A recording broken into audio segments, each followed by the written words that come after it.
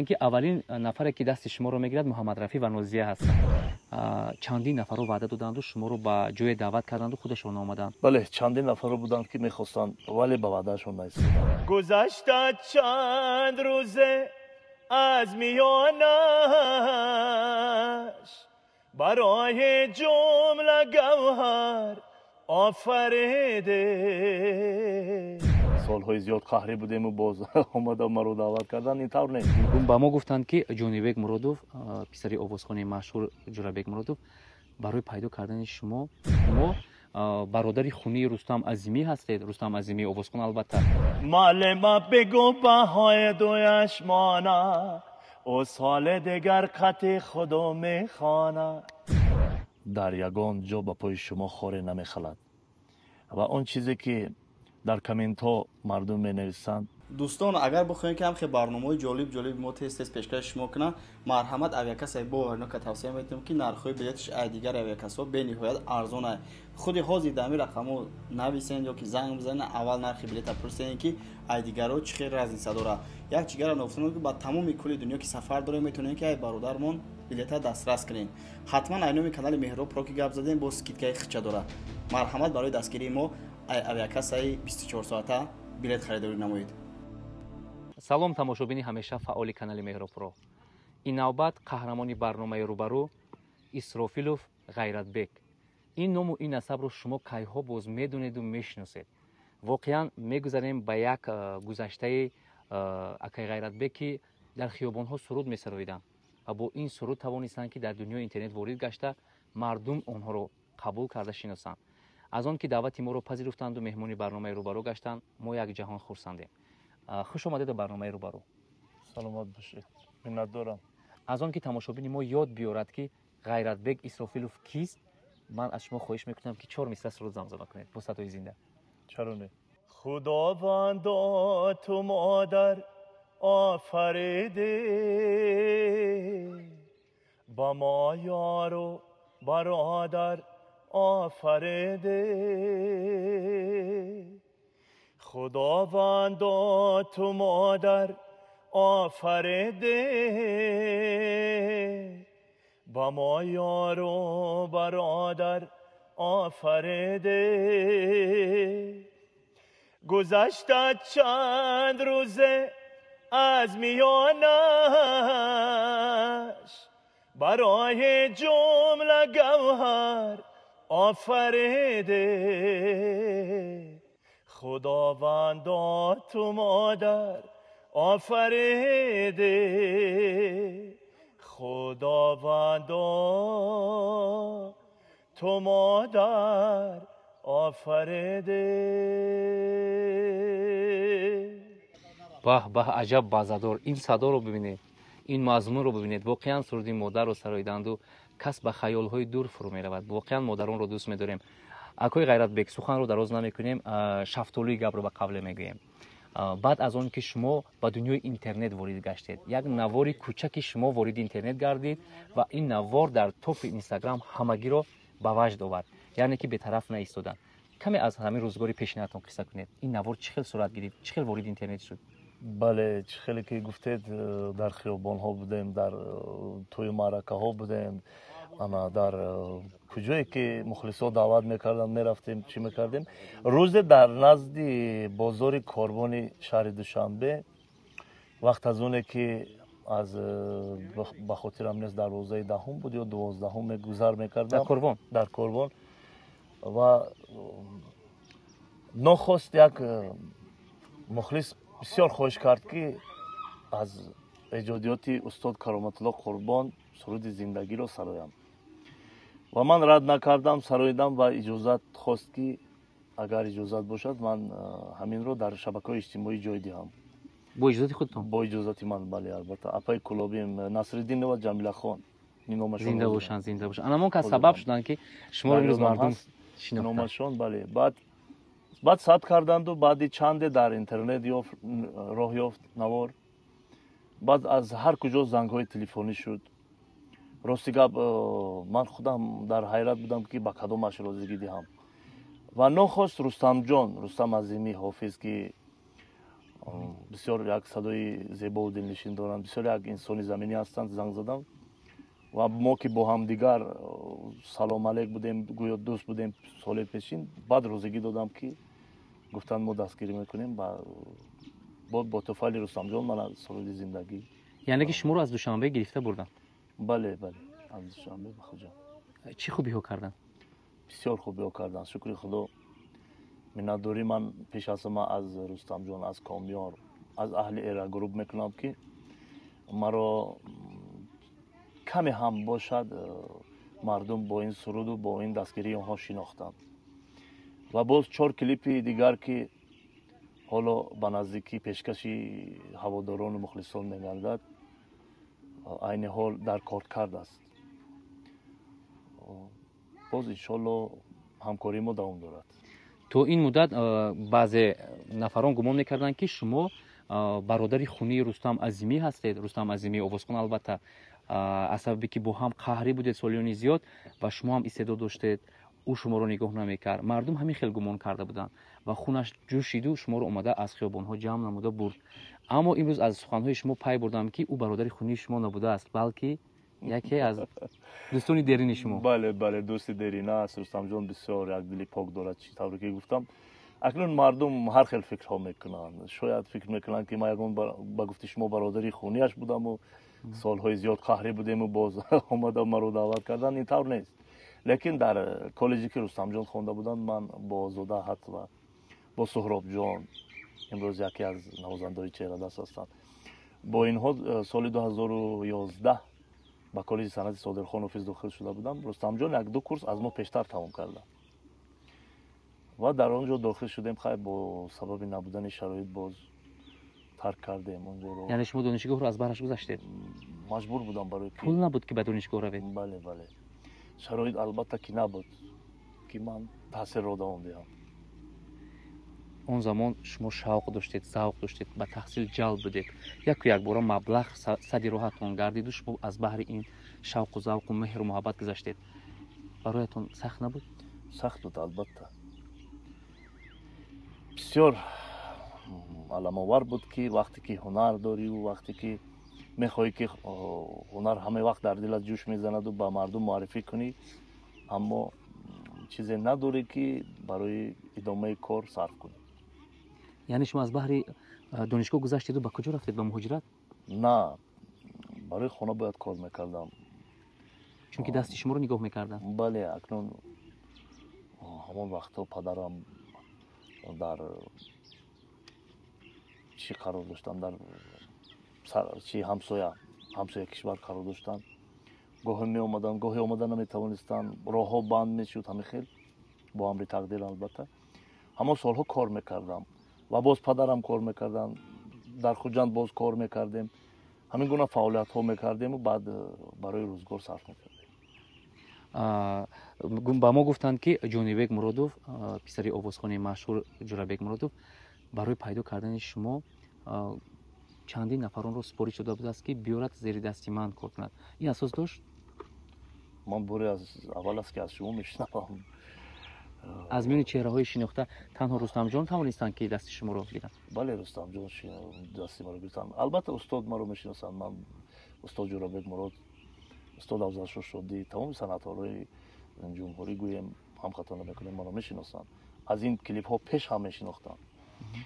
لیکن چطوری که درباره جانیبگی جان شما گفت زدید، این سخن ها رو از شما میشنوم. اگر نفر دیگر پیدا شود و به همکاری دعوت کند، رستم نمیرنجد؟ اکنون من چیزی گفته نمیتوانم، برای که رستم جان نفری هستند که مرا قدر کردن و به این روزها رسیدیم و چیزی که رستم جان خواهند همان میشود. یعنی که با اجازه اون کس؟ بله. شما گفتید که من زیاده از 100 سرود دارم ولی این سرودهای ما رو کسی نشنیده است. برای چی بجا میکنید؟ با جای نیست. سرود مادری که خوندم ایجادیات خودم است. بهترین همین گونه سرودها زیاده، نبودون توی دیگر بسیار دارم. بله آهنگهایش هم گذاشتگی هستم. هر چند آهنگ با طوری پروفسیونالی نباشد هم لیکن آهنگگذاری کردم. خودتون آهنگساز هم هستید؟ بله. بهترین. با ما خبر رسید که پس از اون که نوار شما در اینترنت پهن گردید و بسیاری گفتن که بیاید پول جمع میکنیم این نفر رو دستگیری میکنیم، هم شرایط زندگیش بد است هم سنتش رو پیش بریم، چندین نفر رو وعده دادند و شما رو به جای دعوت کردند و خودشون آمدند، حتی هم مبلغ وعدهشون رو هم ندادند. این گپا اساس دارد؟ بله، چندین نفر رو بودند که میخواستن ما رو دستگیری کنند، حتی گفته بودند که مبلغ گذاری میکنیم، ولی به وعدهشون نایستادند. چی گفته بودند؟ گفته بودند که ما یک دو کلیپت رو میسازیم، دستگیری ما همین است. خیر، باز کارت کشو ما با کارتت مبلغ میپرتیم، لیکن این هم نشد. خیر که همین بعضی ها شاید با کارهای دیگر بند شدند و ما رو فراموش کردن. همین است که خیر آدم زاد یک خیل نیست، هر خیل است.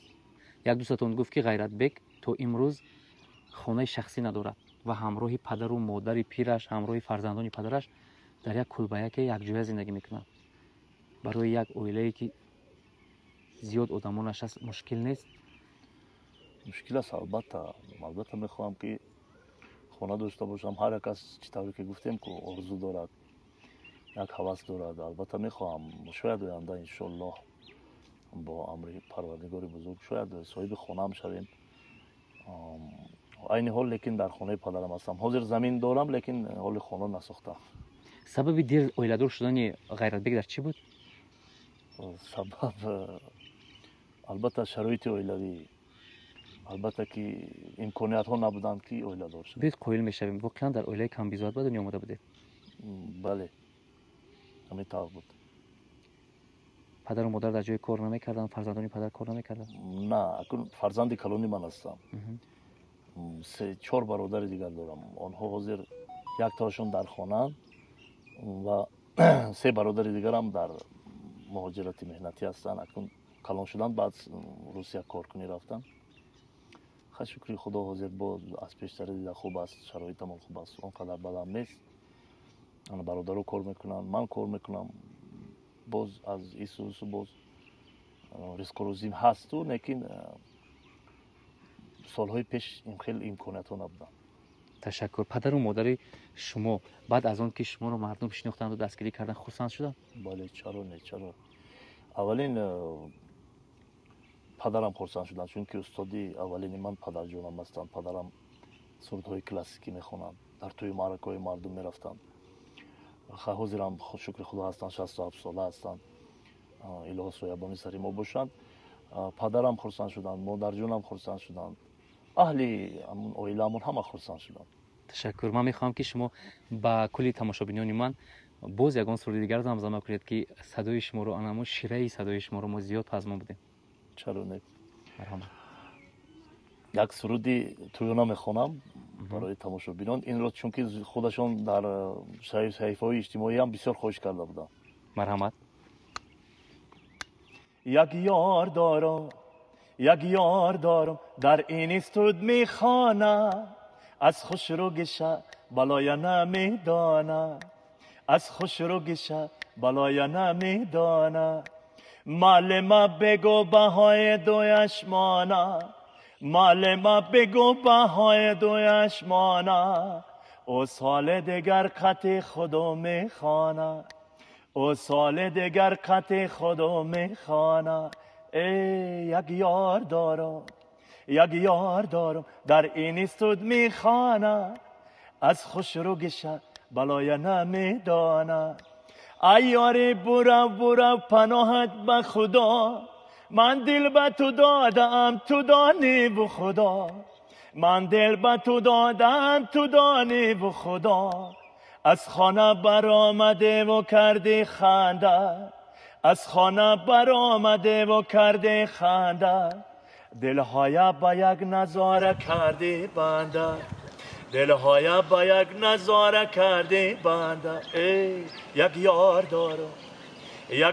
دارم در این استود میخانه، از خوش رو گشه بلای نمیدانه. مال ما بگو بهای دویش مانه، مال ما بگو بهای دویش مانه. او سال دگر قط خودو میخانه، او سال دیگر قطع خودو میخواند.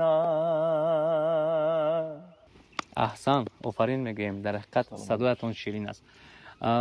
غیرت بیگ با ما گفتن که شما در مرکز شهر دوشنبه صاحب خانه شخصی، صاحب ماشین های دکدن گردیده. این آوازها اساسش هم الها گفته همانها شود. اول از پروردگار چنین نیت میکنم که همین گفته آنها قبول شود. خداوند به همه روزا رساند. لیکن اساس ندارند. من کارت هم ندارم، اقلا کارت شخصی هم ندارم. باز اون گفته آنها که ماشین های دکدنگ و خانه شخصی آن هم ندارم. یگون کس هم وعده نکرد که خانه میدهم؟ نه، این گونه نشده است. اگر پس از برنامه ما نفرانی خیرخواه پیدا شوند و به شما کمک کنند، یعنی که دستگیری کنند، سرودهای 99 سرودشان حالا نبرآمده است، پیشکش مردم گردد و کمک کنند، قبول میکنید؟ چرا نه میشود. البته خلق چیزی که خواهد من همون رو میکنم، چون که صنعتکار باید خدمتگار خلق باشد. چطوری که استاد جورابیک میگویند اگر خلق خدا و خلق است، اول خدا بعد خلق، با خلق و با خدا باید بود. فقط برای خلق خدمت کنیم. خلق اگر خواهد که پامیر بیا، ما پامیر باید رویم. اگر گوید که سمرقند بیا، باید سمرقند رویم. مثلا چه خدمتی که باشد ما برای خلق هستیم. صنعتکار با خلق زنده است. اگر یک سومی دهند بای میشیم، اگر یک تاگی زنند غیرت بیگ، تو امروز زندگی شما برای ما معلوم گردید که در حقیقت با عذاب سپری گردیده است. حالتی شد که برای پیدا کردن یک تیکه نان شما با فروش یگان کارها، من با سودا یا اینکه با یگان سلفند فروشی است، یگان بازاری است، چیزی هست مشغول شده باشید. درست است. من اگر قید کرده برایم سرودخوانی هم کردم در بازارها. فقط سرود میخوندید و در مردم طرفخانه ها پول میدادن؟ مردی کاری هم کردم. کردیم. باز چی گویم، تماکو فروشی، نوز فروشی هم کردیم مثلا. باز چی کارها کردیم؟ برای که خانواده بی نان نمونه. بله. حتی سمرقند رفته میوه فروشی هم کردیم. همه کارها رو قریبی کردیم. آدم نباید از این کارها شرم داشته باشد. بله. هر چیزی بود حقیقت رو گفته. بله چی میگم. موضوع اساسی ما درباره شما معلومات پیدا نمودن. یعنی شما زاده کجا هستید، در کجا تولد شدید، کودکی شما در کجا گذشت و اون من چی گونه زندگی بود زمانی دوران پیش و فرقیت امروز؟ تشکر. کودکی من در شهر پنجکین، من زاده شهر پنجکین هستم. جماعت دیهاتی کوساتروش دهه جام چشمه. و کودکی من در پنجکین، بعد از ختم مکتب در سمرقند، خوجند، دوشنبه، در همین جایها گذشته است. بسیاری جای در همین وقتها در همین جایها بودم و بعد از ختم مکتب باز با قسم حربی 2611 واقع در پیش پلیتکنیکوم خدمت کردم. بعد از آن با چطوری که گفتم در کالج صنعت کمک تحصیل کردم. باقی همین از پی روزگار است. معرکه و هر یک نفر برای خود یک خاطره دارد، از زمانی چی پیشین باشد یا که از زمان امروز. یگان خاطره هست در یاد شما باقی مانده است که امروز به یادتان میآید و خنده‌تان میگیرد یا اینکه غمگین میکند؟ البته حیات پر از معما است. چطوره که بودن روزهای خرسندی هم زیاد بودند، روزهای غمناکی هم بودند. هر یک چیز باید انسان طاقت کند، صبر کند. بسیار جایهایی بودند که راستی گپ من بسیار خرسندی میکردم. پروای یگان چیز نداشتم. همین چطوره که مثال گفتیم ریسک می اومد نمی اومد، یا گاهی میشد که بی پول بودیم، گاهی میشد با پول بودیم. به همه شکر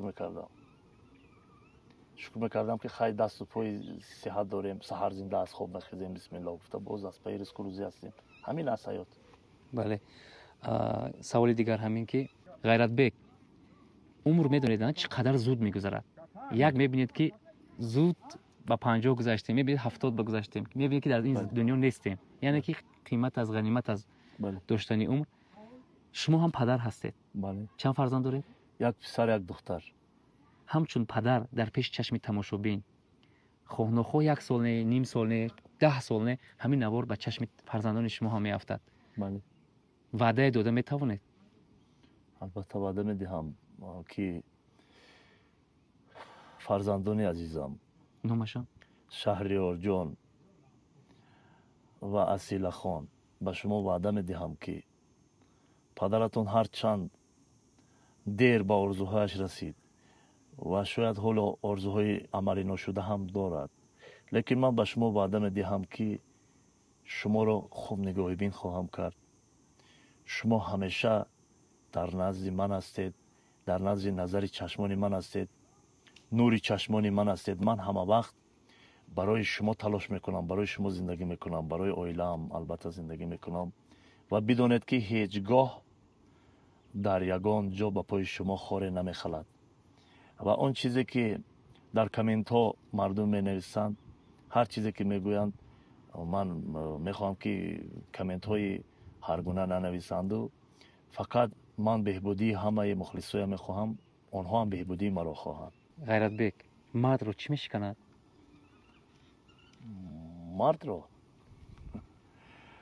мардро албатта номардӣ, як дилшикастагӣ, як чӣ гӯям, ноумедӣ аст. не ки ноумед шудан лозим нест, ҳама вақт ба умед будан дар кор.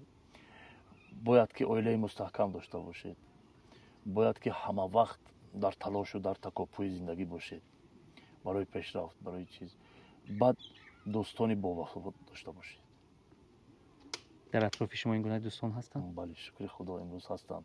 имрӯз ҳам хизматом ҳастанд ки маро дастгирӣ мекунанд. шукри аллоҳ. ҷамшедҷон, давлатҷон, сулаймонҷон, боз як ду бародари дигар дорам, калхози расия хонашон ба ман ҷои хобу тамоми ҳамин чиро таъмин мекунанд. алиҷон, зайниддинҷон, давлатҷон, инҳо аз Кӯлоб ҳастанд, дар инҷо зиндагӣ мекунанд. хош, бисёр ҳастанд, агар номбар кунем. хайбо нафарое ҳастанд ки мисол қадрдонӣ мекунанд. бисёранд. боз ана ҳамон чӣ мегӯянд, шунидани садои шумо моро безобита карда истодааст ва ҳарчи зиёд мехоҳем ки боз бо садои зиндаи шумо, бо садои тилогини шумо як соли дигар бишнавем. албатта. дар чӣ мавзӯъ? дар мавзӯи ватан мехонем. марҳамат. агар иҷоза бошад, устод олимҷон қодир ба ман як китоб тӯҳфа карда буданд. ман як сурудашонро оҳанггузорӣ кардам аз китоб. ва марҳамат. ният дорем ки ба наздикӣ пешкаши мардум кунем, аз ҳавай хонам. иҷозат аст. марҳамат. زاده ختلان و فرزند بدخشانت منم، از تباری وخشم و چون مردی روشانت منم. بچه ای واروخیم جدم زی شغنان آمده است، خاروخی آباد چون فیضی زرفشانت منم. خانه آباد چون فیضی زرفشانت منم. کوهی سامان نوری راغون بر قیرا قوم من، نوری ودت گنج ملت دبر و دبرانت منم. نوری ودت گنج ملت دبر و دبرانت منم. آسمانی صاف و آرامی هر یک گوشه است، دشمنت را دشمن و یاری تو و جانت منم. دشمنت را دشمن و یاری تو و جانت منم. زاده ختلان و فرزندی بدخشانت منم. در غمی تو میخورم خون جگر مرغاب من، وارخی من پنجی من یار خراسانت منم. جنگ جوگو آتشش سوزد همه خشک و تره، مادری تو مادری من ننگ و آری ملت است. حافظی نام و نشان و عهد و پیمانت منم. ای مباد آن روز دشمن سوی ما جولان کند.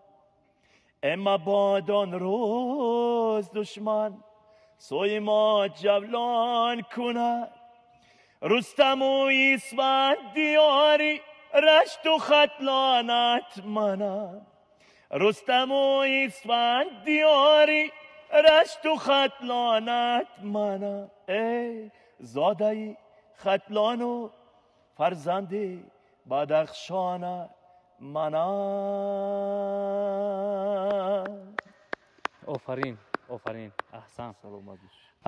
بعد از اون که شما سرودی کرامت الله قربان رو در خیابان ها سراییدید و وارد اینترنت گردید، مردم گمان کردند که اولین نفری که دست شما رو میگیرد محمد رفیع و نازیه هستند. اونها به شما زنگ زده بودند؟ نه خیر، مردم هر چی میگن، لیکن من استاد از خوردی دوست می‌داشتم. هنری استاد از خوردی در دل من جوش میزد. احمد ظهیر، استاد کرامت الله قربان، اینها رو بسیار دوست می‌داشتم و مردم هر چی گفتند که مثال چرا دستگیری نکردن و نکردن، یکی من یگان جو خوش نکردم که مرا دستگیری کنن یگان چی کنن. لیکن همین رو میخواهم که فرزندای استاد سلامت باشند، الهو همه وقت در زندگی موفق باشند. همین رو میخواهم، دیگر چیزی از ایشون خواستگار نیست. تشکر. میگن که یک ارزو گل کند پای آن ارزوهای دیگر علاوه میشوند. باز ارزوی دارید که عملی نشده است؟ یگانه ارزویم این است که سرودهایم ثبت کردند. چند سرودی که دارم ثبت کردند. بعد ارزوی دیرینم که کنسرت برپا نمایم. ولی برای کنسرت چقدر که میدونید عذاب و مشقت و صرف و خراجات زیاد لازم است. برای این باید کار کرد، شب و روز کار کرد و شاید آینده انشالله نیت میکنیم که کنسرت گذاری کنیم. این نوبت در مهمونی برنامه روبرو تو جای شما شاهد گشتید. غیرت بک، اسرافیلوف مهمونی برنامه بودند. ما در ایجادیات شما، در انمو راه انتخاب کرده شما پروازهای بلند ایجادی رو تمنا میکنیم. خدا کند که کنسرت ها و سرودهای شما زود زود پیشکش مردم گردد و نفرانی که وعده دادند با وعدهشون وفا کرده شما رو دستگیری کنند و هر چیزو شما در پیش چشم تماشابین و مخلصان باشید. تشکر زیاد. صحتمند باشید. تن صحت و خاطرجم و خانه آباد باشید. با شما بودیم در برنامه.